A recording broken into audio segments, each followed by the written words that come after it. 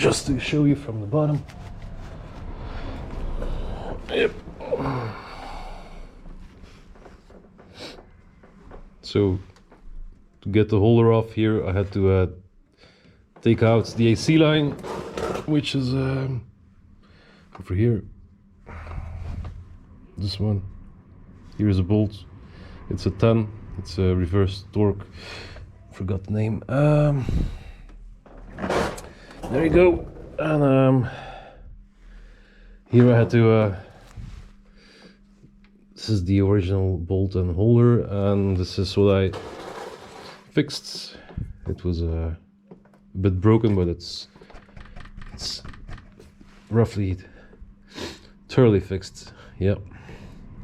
And there you have the bolt I was talking about. If you can see it. God damn it, retarded customers.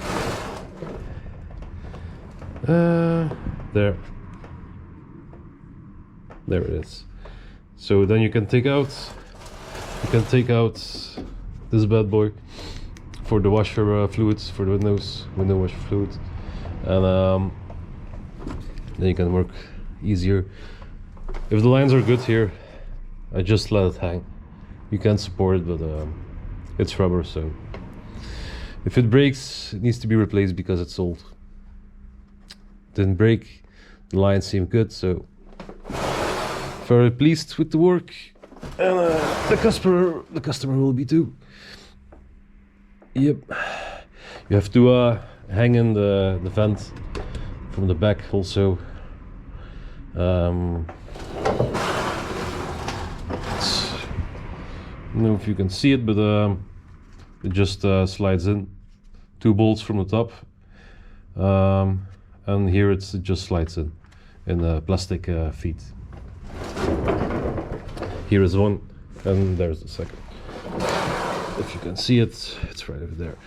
But yeah, pretty simple. You don't need to loosen the subframe, nothing. Don't need to loosen the bumper. And this here I cut out a piece